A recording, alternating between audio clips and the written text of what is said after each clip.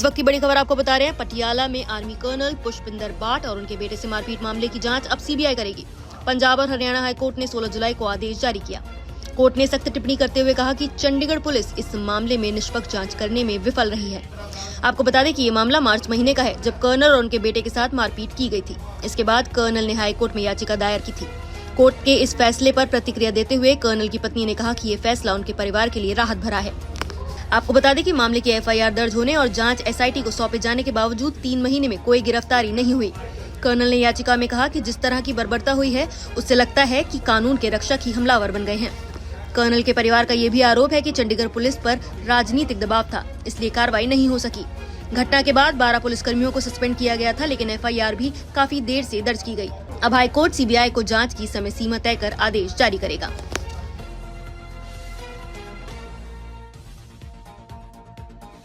जी, आज जिसके अंदर ये मेरे जो वकील साहब हैं, सबसे पहले तो प्रीतिंदर जी और दीपेंद्र विर्क, उनका मैं बहुत बहुत धन्यवाद करूंगी। बिश्मन, उनका भी, जो मेरे लॉयर्स मेरे साथ रहे हैं, मान जी और बिश्मन मान भी, इन्होंने मेरे साथ ये 120 दिन का स्ट्रगल किया है।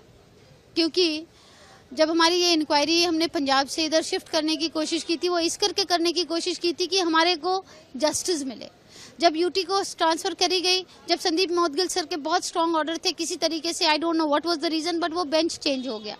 जब बेंच चेंज हुआ तो हरप्रीत सर ने हमें कोई ऑप्शन नहीं दिया था यूटी ट्रांसफर के अलावा। जब यूटी ट्रांसफर हुई तो हमने फिर एक उम्मीद जगाई, बट पिछले 1-1.5 महीने से हमें इंट्यूशन हो गई थी कि UT is not doing a fair investigation. क्योंकि यूटी ना इनको पकड़ रही थी और बोल रही थी हम रेड कर रहे हैं, हम फलां कर रहे हैं। ये यूटी का एक तरीका था। इन्होंने क्या किया, 3 महीने तक ये ऐसे ही घूमते रहे। अब ये कोशिश कर रहे थे जो एफआईआर में धाराएं लगी हैं उनको माइल्ड कर दिया जाए, नॉन बेलेबल को बेलेबल वाली बना दी जाए, जिससे कि ये बस स्टेटमेंट लेके एक चार्जशीट कंप्लीट कर दें कि ये बोगस एफआईआर कर दे, जो आज जज साहब ने बोला कि इसको बोगस करके खत्म करने की कोशिश करी जा रही थी। और जज साहब ने क्लियर बोला कि आई एम श्योर कि ये इन्वेस्टिगेशन फेयर नहीं हो रही है, आपके जवाब और आपकी कार्रवाई से ही पता लग रहा है। उन्होंने बहुत स्ट्रांगली बोला कि this is not, I am not doubting your this thing, but this investigation is not done fair, you have been approached by people, this is clear, so that's why this investigation can not be done in fair manner with you. तो इस करके हम इसको CBI को transfer कर रहे हैं। और मैं संदीप मोदगिल सर, अपने अनूप चितकारा जी और राजेश भारद्वाज सर, इनका बहुत बहुत, मैं भगवान के बाद ये मेरे लिए भगवान हुए हैं कि जिन्होंने इतने स्ट्रांग ऑर्डर मेरे को, जिस यूनिफॉर्म की इज्जत के लिए मैं लड़ रही हूँ, उस यूनिफॉर्म को इज्जत देने के लिए इन्होंने मेरा साथ दिया। और मेरे जो लॉयर्स थे, प्रीतिंदर जी, दीपेंद्र विर्क सर और बिश्मन जी और अमृत, इन्होंने सब ने मेरा शुरू से साथ दिया और मेरे साथ खड़े रहे इस लड़ाई में। So I can be not more thankful to them than this.